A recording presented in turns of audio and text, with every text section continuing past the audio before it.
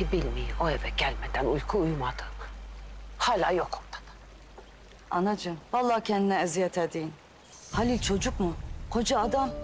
Yüreğe dağlanmış erkeğin ne edeceği belli olmaz kızım. Kolay mı? Bunca yıldır uğraşıyor acısını dindirmek için. Tam evlenmeye niyet etti. Şu olanı bak. Kaderin önüne kim geçebilmiş ki Halil geçsin? Lafını bil de konuş gelin. Benim oğlumun kaderi o kız değil. Melek kendi elleriyle sildi o yazıyı. Ben onu demek istemedim ana. Halil'in nasibinde nikah varsa ne gelen mani olabilir ne giden demek istedim. Oo, günaydın hanımlar. Ne ediyorsunuz? Günaydın annem. Kuzum, Kızım Ömer'e kahvaltısını götür. aslanım be. Ne yapıyorsun oğlum? Annem. Gel. Dedeme baktım odasında yok. Tansiyonunu ölçecektim. Dükkana gitti. Duvara zincirlesem onu da söküp götürecek peşinden. Kaç canına ehemmiyetim, kaç. Sen üzülme sultanım. Ben gider dükkana bakarım, ilaçlarını da veririm, tansiyonunu da ölçerim, tamam mı? Halimden haber var mı? He. Mesaj attı gece, bağ evindeymiş. Allah berede yitip gitmeyeken. Gözünü seveyim peşinden ayrılma. Takip et onu. Sen merak etme. Hadi git kahvaltını et hadi. Haydi. Kuzum. Kuzum. Allah. Şu melek geldiği gibi gitse de dirliğimiz, düzenimiz bozulmaz. Gidecek olsa yıllar sonra dönmezdi ana. İçime hurt düşürme Vildan.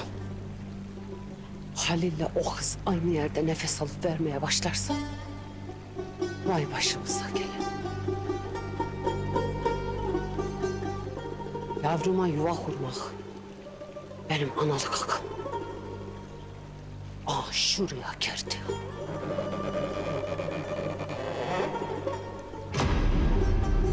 Kim ki buna mani olur? Dost demem.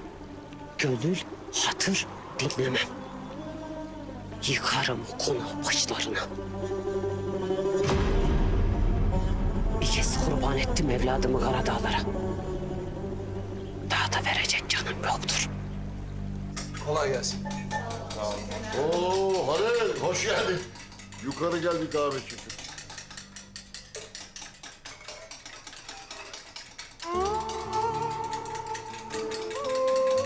Babam konuştukça ben ezildim. Dur diyemedim. Sus diyemedim. Mirza'nın yanına gittim, orası da dar geldi. Can hiçbir yere sığamadım hafızları. Dünden beri elimde çekiç sebep kakıyorum. Anlaşılan senin son olaylardan haberin yok. Ne oldu ki? Olacak ki. Mithat Melek'i bulmuş. Melek'in oğlu da Mithat'ı bıçaklamış. Nasıl ya?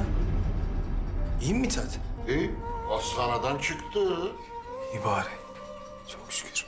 Şükür halimize. Bak şimdi, Seyit Ali hasretiyle kızgınlığı arasında böyle sıkışıp kalmış. Baban desen esip gürlüğü böyle. Ne kulağına ses giriyor ne de laf. Ama en kötüsü ne bilin? Ha? Meleğin durumu. Hiç kimse hal hatır sormadan kızın üstüne yürüdüler. Yok. Hepimizin aklı durdu. Karşımızda görünce.